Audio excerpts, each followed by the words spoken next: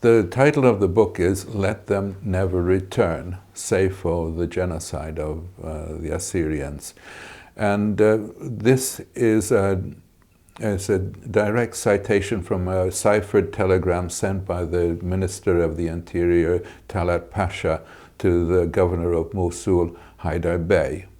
In a situation in which Haidar Bey is being ordered to bring an army up from Mosul to attack the Assyrians in the Hakkari Mountains, to punish them for cooperating with the Russians during the siege of Van. And this is around May 1915. And the brief that Haidar Bey gets is to punish them so severely that they are driven out of the mountain area that they lived in, and they would never be allowed to return, which did happen. We have 12 chapters in the book. Let me see, one of them is by Uğur Unger, a Turkish historian who lives in Holland now, and it's about how Armenian was the Armenian genocide. So we usually include the Assyrians inside this, but he writes from the perspective of that there were many groups who were involved in the campaigns orchestrated by the Young Turk government, so that the Armenian genocide is not specifically Armenian. This is his point of view. I have a chapter in which I describe the culture of violence that existed in southeastern Turkey, in which both the Kurds and the Turks and the Assyrians were ready at any moment to take to weapons in order to defend themselves, that political and economic and social problems were solved by the gun. And this is a sort of expectation that gives that everyone is expecting violence at any moment to break out, and they have leaders in each group who are famous warriors. So I describe that. Nauris Atto, one of my co-editors, she describes how the patriarch of the Syrian Orthodox Church was kicked out of Turkey in 1923, even though he had been trying to make peace with the Turkish government for a long time, and this did not succeed.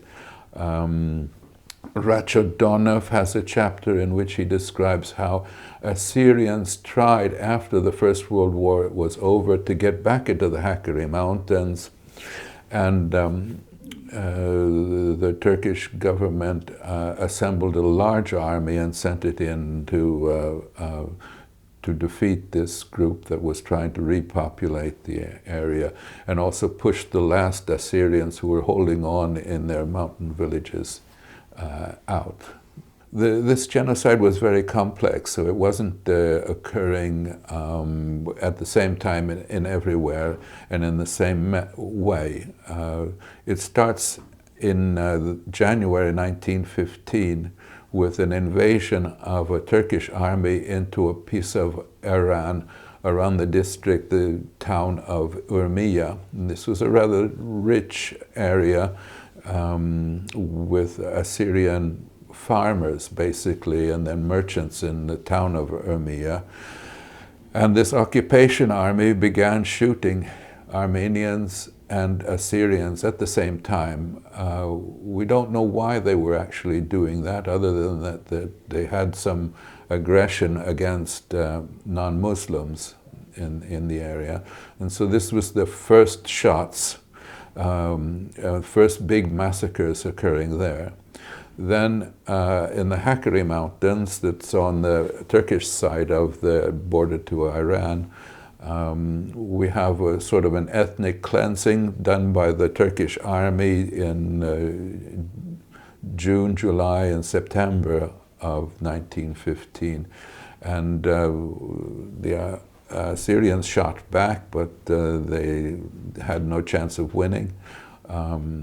it was a bit special in this way. It's a mixture of forced ethnic cleansing and resistance and the use of the army against civilians. Then in the Tur Abdin area, you have mostly farm people in villages that are completely Assyrian. Farmers were being attacked in their fields as they were working, and by tribesmen, often backed up by a militia that was recruited by the governor, Rashid Bey, and put together. So they would be attacking villages along the Tigris River.